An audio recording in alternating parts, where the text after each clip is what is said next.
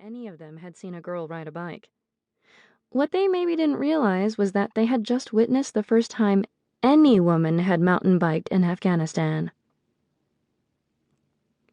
I didn't go to Afghanistan planning to ride a mountain bike.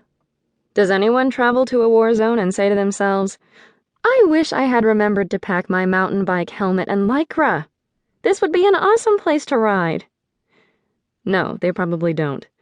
But on my 4th trip in 2009, I decided to bring my Tangerine 9er 29er single speed and challenge the gender barrier that prevents women from riding bikes.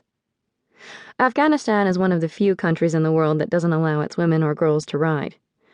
But I'm not Afghan. Standing tall at 5'9" with long blonde hair, I am clearly not a local. While many back home assume being so obviously a foreigner is an inherent risk, it has become my biggest asset. A foreign woman here is a hybrid gender, an honorary man, a status that often allows me a unique insight into a complicated region. Afghan men recognize me as a woman, but as a foreign woman. I am often treated as a man would be.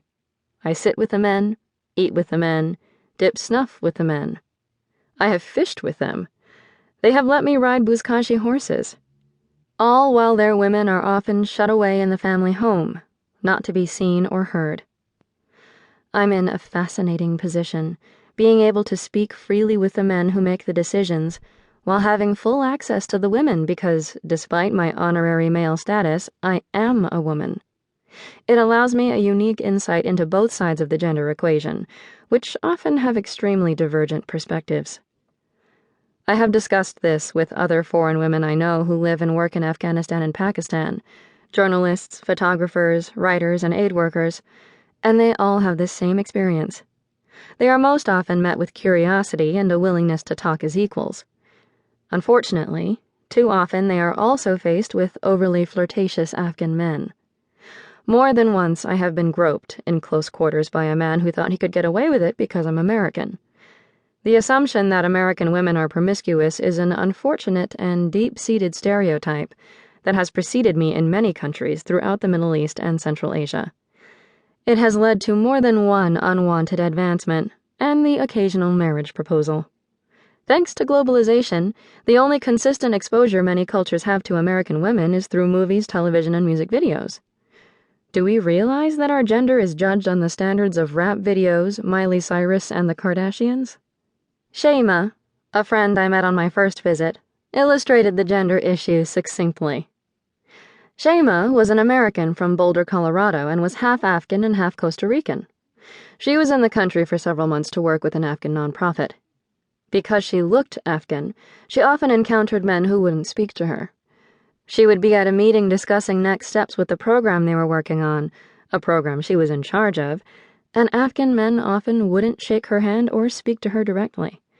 They would speak to her male colleagues as if she were invisible.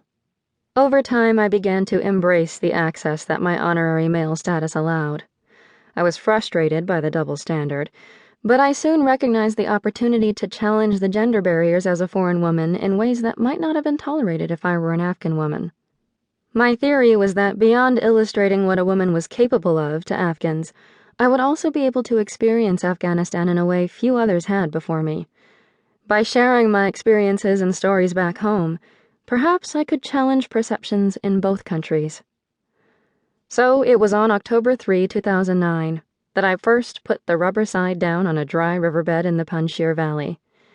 It was part of the small but strategic Panjshir province, its mountains so steep that they'd kept the Taliban out, one of the few areas able to do so. Travis, Hamid, Shah Mohammed, and I were driving through the province on the main road that followed the Panjshir River. Our driver, Shah Mohammed, was a sweet man I'd met on my first visit. Short and stout, he had a solemn face framed by a neatly trimmed beard and an ever-present embroidered white taqiyya prayer cap. We had seen some goat trails and a truck path on the other side of the river, so we were keeping our eyes peeled for a bridge large enough for our car. When we spotted one that seemed safe enough, Shah Mohammed drove through a small village and over the water. He opened the hatchback of the white Toyota Corolla so we could unload our gear. Travis Beard and I had also met on my first visit a year prior. He'd become a